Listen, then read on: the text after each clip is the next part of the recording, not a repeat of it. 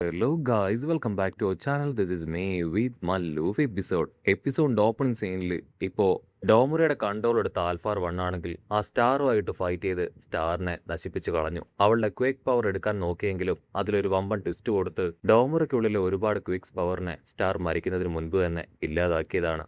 Cut ചെയ്ത ഇവിടെ ആൽഫാർ 1 ഒളിഞ്ഞിരിക്കുന്ന ആ ഒരു വലിയ ഗുഹ കാണിക്കും. അവിടെ എല്ലാവരും ഇപ്പോൾ ഡോമുറയെ തന്നെ നോക്കുകയാണ്. അവൻ്റെ ബോഡിയിൽ ഒരുപാട് പരിക്കുകൾ പറ്റിയതുകൊണ്ടും സ്റ്റാറിന്റെ ക്വേക്സ് പവർ അത് ഒരുപാട് പ്രോബ്ലം ക്രിയേറ്റ് ചെയ്തുകൊണ്ടും അവൻ വേദനയാൽ നിലവിളിക്കുകയാണ്. ആൽഫാർ 1 ആണെങ്കിൽ അവനോട് പറയും, നീ ടെൻഷൻ ആവേണ്ട കാര്യമൊന്നുമില്ല, കുറച്ച് മാസം റെസ്റ്റ് എടുത്തു കഴിഞ്ഞാൽ നിന്റെ ബോഡി അത് പഴയതിനെ കഴിഞ്ഞ് നന്നായിട്ട് റിക്കവർ ആവും. മാത്രമല്ല അവളുടെ ക്വിക്സ് പവർ പോലും നിന്നെ കൊണ്ട് ഉപയോഗിക്കാനായിട്ട് കഴിയും. അത് കേട്ട് ഡബോറയ്ക്കാണെങ്കിൽ ദേഷ്യം അത് ഇരട്ടിയാവും. ആൽഫാർ 1 ആണെങ്കിൽ അവനെ സമാധാനിപ്പിക്കും, നീ ടെൻഷൻ ആവേണ്ട കാര്യമില്ല, ആ സ്റ്റാർ പെണ്ണ് അവൾ ശരിക്കും ഒരു തലവേദന പിടിച്ച പെണ്ണ് തന്നെയാണ്, അവൾ പോയത് വളരെ നന്നായി, ഇപ്പൊ നീ അനുഭവിക്കുന്ന ഈ വേദന അതൊക്കെ വളരെ പെട്ടെന്ന് തന്നെ മാറി കിട്ടുന്നതായിരിക്കും പറഞ്ഞ് അവനാണെങ്കിൽ ഇപ്പോ ഡബോറയെ ആശ്വസിപ്പിക്കും. കട്ട് ചെയ്ത ഇവിടെ എൻഡവറിന്റെ മൂത്ത മകൻ ഡാബിയെ കാണിക്കും. എൻഡവർ അങ്ങനെ സിറ്റി മുഴുവൻ പറന്നു നടക്കുന്നത് അത് അവൻ ഒട്ടും ഇഷ്ടപ്പെടുന്നില്ല. എത്രയും വേഗം എൻഡവറിനെ തകർക്കണമെന്ന് മാത്രമാണ് അവന്റെ ചിന്ത. അത് കേട്ട് ആൽഫാർ 1 ആണെങ്കിൽ അവനോട് പറയും, സത്യത്തിൽ ഞാനും നീയും ഒരുപോലെ തന്നെയാണ്. ഒരാളെ തകർക്കാനായിട്ട് ഞാൻ ഒന്നല്ല ഒരു 100 വഴികളിലൂടെ പോവും. അതിനുവേണ്ടി എത്ര കാത്തിരിക്കേണ്ടി വന്നാലും ഞാനതിന് തയ്യാറാണ്. നിന്റെ ലക്ഷ്യം നിന്റെ അച്ഛനാണെങ്കിൽ എന്റെ ലക്ഷ്യം അത് ഐസക് പയ്യനാണ്. അതിനുവേണ്ടി 100 വഴികൾ ഞാൻ കണ്ടുവച്ചിട്ടുണ്ട്. അവനിപ്പോ ആ US സ്കൂളിൽ സേഫ് ആയിട്ടിരിക്കുകയാണ്. പക്ഷെ അവിടെ തകർത്ത് അവനെ അവന്റെ ഉള്ളിലെ പവറും അത് ഞാൻ സ്വന്തമാക്കുമെന്ന് പറയും. കട്ട് ചെയ്ത ഇവിടെ US സ്കൂളിൽ സ്റ്റുഡൻസ് എല്ലാവരും നല്ല ഹാർഡായിട്ട് ട്രെയിനിങ് എടുത്തുകൊണ്ടേ ഇരിക്കുകയാണ്. അവരുടെ പോസിറ്റീവും നെഗറ്റീവും ചലഞ്ചുകളും എല്ലാം തന്നെ കണ്ടുപിടിച്ച് കൂടുതൽ ഫോഴ്സ്ഫുള്ളി പവർഫുൾ ആയിട്ട് ഫൈറ്റ് ചെയ്യാൻ അവരങ്ങനെ കേപ്പബിൾ ആയിക്കൊണ്ടിരിക്കുകയാണ്. സൂം ചെയ്ത നമ്മുടെ ഹീറോ ഇസുക്കും അതുപോലെ തന്നെ കച്ചാപ്പയ്യനും അവരുടെ രണ്ടുപേരുടെ ഫൈറ്റാണ് അതിൽ ഏറ്റവും കൂടുതൽ ശ്രദ്ധേയമായ ഫൈറ്റ്.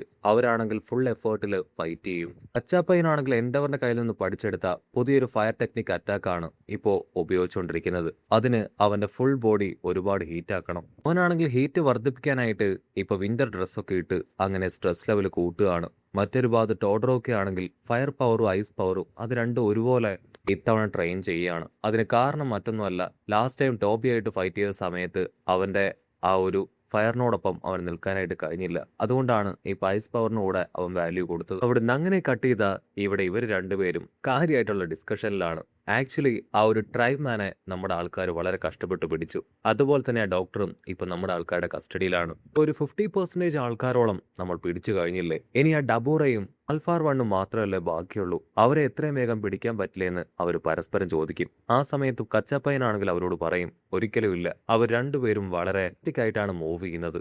ലോകത്തിൽ തന്നെ സൂപ്പർ ഹീറോ ആയിട്ടുള്ള സ്റ്റാറിനെ ആ ഒരു ആൽഫാർ 1 ഇല്ലാതാക്കി. മാത്രമല്ല വളരെ റെയറായിട്ട് മാത്രമാണ് അവൻ പുറത്തേക്ക് പോലും വരുന്നത്. അവനാണെങ്കിൽ ഈസി ആയിട്ട് ഹൈഡ് ഔട്ടിൽ പോയി ഒളിച്ചിരിക്കാനും അതുപോലെ തന്നെ രക്ഷപ്പെട്ടു പോകാനും സാധിക്കും. അതിനുള്ള കഴിവ് വളരെ കൂടുതലാണ്. മാത്രമല്ല അവരോടൊപ്പം ഉള്ള ഡബോറ അവന്റെ പവർ പൂർണ്ണമായിട്ട് കംപ്ലീറ്റ് ആവുന്നതിന് മുൻപ് തന്നെ നമ്മുടെ ആൾക്കാരെ തോൽപ്പിക്കാനായിട്ട് സാധിച്ചു.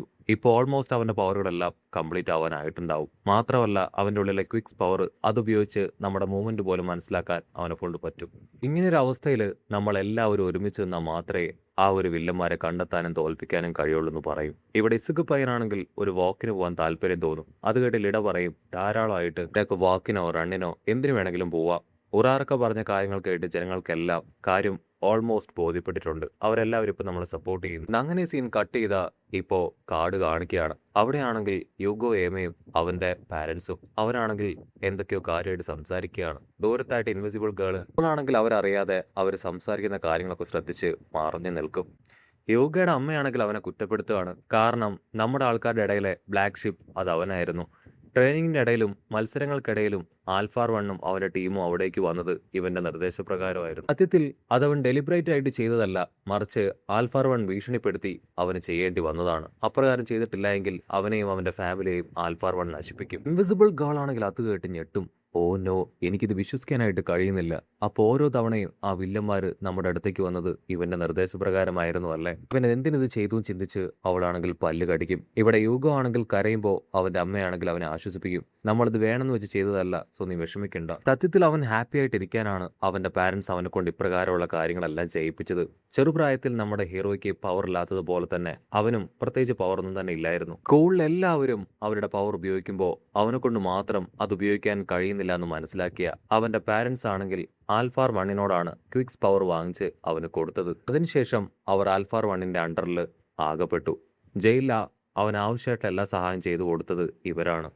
യൂഗോയ്ക്കാണെങ്കിൽ ഒരുപാട് കുറ്റബോധം തോന്നും. കാരണം അവൻ അവരോടെല്ലാവരോടും നല്ല രീതിയിൽ ഫ്രണ്ട്സ് ആയതാണ്. സോ അവരെ ചതിക്കുന്നതിൽ അവൻ ഒരുപാട് ബുദ്ധിമുട്ട് തോന്നും. അവൻ ഇപ്പം കിട്ടിയ ഫ്രണ്ട്സുകൾ അവൻ ഒരുപാട് വാല്യുബിൾ ആയിട്ടുള്ള ഫ്രണ്ട്സുകൾ തന്നെയാണ്. അവൻ എന്തെങ്കിലും ചെറിയൊരു പ്രശ്നം ഉണ്ടെങ്കിൽ തന്നെ അവരെല്ലാവരും കട്ടയ്ക്ക് അവനോടൊപ്പം നിൽക്കും. അത്രയും നല്ല ഫ്രണ്ട്സുകളെ വീണ്ടും വീണ്ടും അറിഞ്ഞുകൊണ്ട് ഞാൻ ചതിക്കാൻ പോവുകയാണല്ലോ എന്ന് പറഞ്ഞ് അവ കരയും. ഉടനെ അവൻ്റെ അച്ഛനും അമ്മയും ആണെങ്കിൽ അവനെ സമാധാനിപ്പിക്കും. നമ്മളെല്ലാം അറിഞ്ഞുകൊണ്ട് തന്നെയാണ് ഇതിലേക്ക് എടുത്തു ചാടിയത്. നമ്മൾ അവരെ ഒറ്റ കൊടുത്തിട്ടില്ല എങ്കിൽ ഉറപ്പായാലും ആൽഫാർ വൺ നമ്മുടെ ജീവൻ അത് വെറുതെ വെക്കില്ല. നമ്മളെല്ലാവരെയും അവർ കൊന്നു കളയും. സോ അതുകൊണ്ട് നമ്മളിത് ചെയ്തേ പറ്റൂ. നീ ഉറപ്പായാലും അവരോടൊപ്പം ചേർന്ന് ബാക്കിയുള്ള ഇൻഫർമേഷനും കളക്ട് ചെയ്യണമെന്ന് പറഞ്ഞ് അമ്മയാണെങ്കിൽ അവനെ സമാധാനിപ്പിക്കാൻ ശ്രമിക്കും. അവൻ ആ കാര്യങ്ങൾക്കായിട്ട് തിരിഞ്ഞു നോക്കും.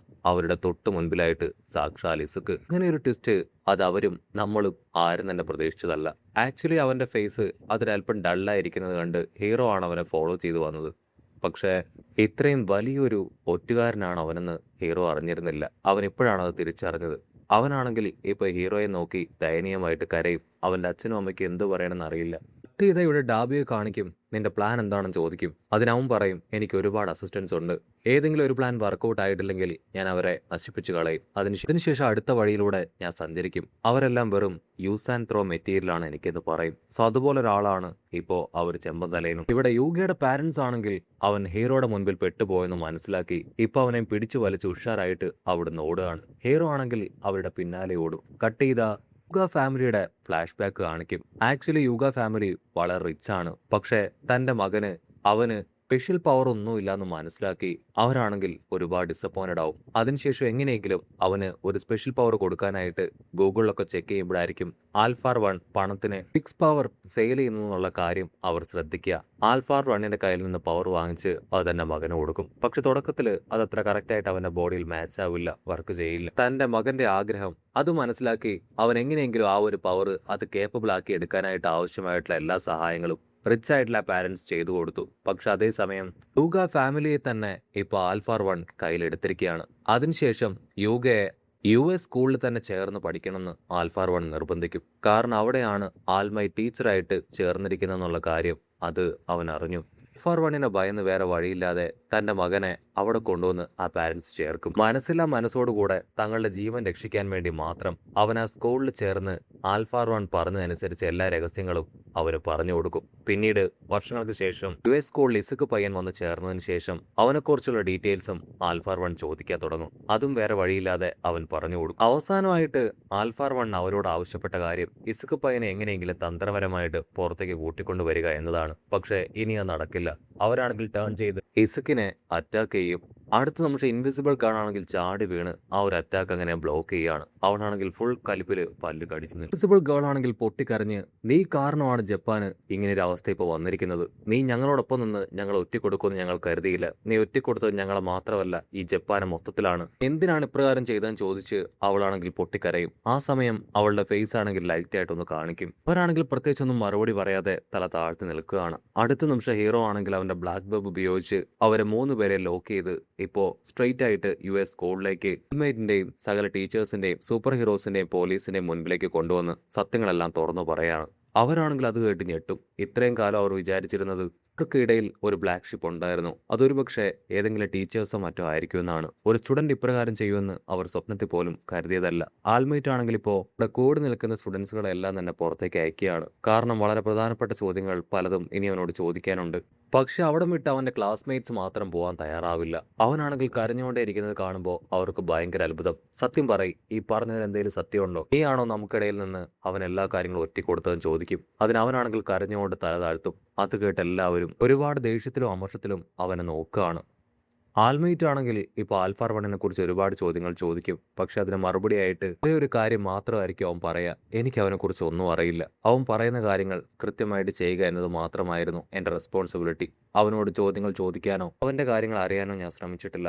അങ്ങനെ ചെയ്യുന്നത് അവന് ഇഷ്ടമല്ല. തവണ അവനെക്കുറിച്ചുള്ള സത്യം നിങ്ങളോട് പറയണമെന്ന് കരുതിയതാണ്. പക്ഷെ അവൻ തന്നെ ഞങ്ങൾക്കൊരു എക്സാമ്പിൾ കാണിച്ചു തന്നു. ഒരുപാട് കാലമായിട്ട് ആൽഫാർ വണ്ണിന് വേണ്ടി വിടുവേല ചെയ്ത ഒരുത്തനെ പോലീസ് സ്റ്റേഷനിലേക്ക് പോകാൻ തയ്യാറായി നിന്ന സമയത്ത് ആൽഫാർ വൺ ഷൂട്ട് ചെയ്ത് കൊന്നുകളഞ്ഞു. പക്ഷെ ഇങ്ങനെയൊക്കെ ആണെങ്കിലും ഞാൻ ചെയ്തത് വലിയൊരു തെറ്റ് തന്നെയാണ്. എന്നെ സ്നേഹിച്ചവരെ ഞാൻ ചതിച്ചു. ഞാനൊരു വില്ലൻ തന്നെയാണെന്ന് പറയും. അത് കേട്ട് കലിയിളകിയ ഇസുക്കാണെങ്കിൽ ഈ വില്ലനാണെങ്കിൽ എന്തിനാണ് കച്ചാ പയ്യനെയും ടോക്കയാമിയെയും ട്രെയിനിങ് ക്യാമ്പിൽ രക്ഷപ്പെടുത്തിയത്? പിന്നീട് എന്തിനാണ് എനിക്ക് സ്നാക്സ് ഒക്കെ കൊണ്ടുവന്ന് എന്നോട് നീ സ്നേഹം കാണിച്ചത്? ചെയ്ത തെറ്റിൽ ക്ഷമിക്കാൻ ഞങ്ങൾ ഇപ്പോഴും തയ്യാറാണ്. നീ ഇപ്പോഴെങ്കിലും എല്ലാ തെറ്റും ഉൾക്കൊണ്ട് ഞങ്ങളോടൊപ്പം തിരികെ വരാൻ പറഞ്ഞ് കൈ നീട്ടും. പക്ഷെ പോലീസ് ആണെങ്കിൽ തീർത്ത് പറയും അത് പറ്റില്ല. ഇവനെ ഇനിയും വിട്ടു തന്നാൽ അത് വലിയ കുഴപ്പമാവും. അതുകൊണ്ട് തന്നെ ഇവനെ ഞങ്ങൾ അറസ്റ്റ് ചെയ്യുകയാണ്. തേടി നഗട്ടിനെ പോലെ അവന്റെ ജീവൻ എന്തെങ്കിലും സംഭവിച്ചാൽ അതും വലിയ കുഴപ്പമാവും. സോ സെൻട്രൽ ഹോസ്പിറ്റലിൽ നിന്ന് റിസൾട്ട് വരും വരെ വെയിറ്റ് ചെയ്തേ പറ്റൂ. ഇസുക്കാണെങ്കിൽ ഇപ്പോൾ അവരോട് പറയും, നമുക്ക് എന്തുകൊണ്ട് ഇവനെ ഉപയോഗിച്ച് ആ ആൽഫാർ വണ്ണനെ വെളിയിൽ കൊണ്ടുവന്നുകൂടാ? ഉറപ്പായാലും ഇത് വർക്കൗട്ട് ആവും. ഹീറോ ആണെങ്കിൽ അവനെ നോക്കും, യുഗ ഇത് നിന്റെ അവസാനത്തെ അവസരമാണെന്ന് പറയും. അത് കേട്ട് അവനാണെങ്കിൽ കരഞ്ഞ് തല താഴ്ത്തുന്നതോടു കൂടെ ഈ ഒരു എപ്പിസോഡും അവസാനിക്കുന്നു.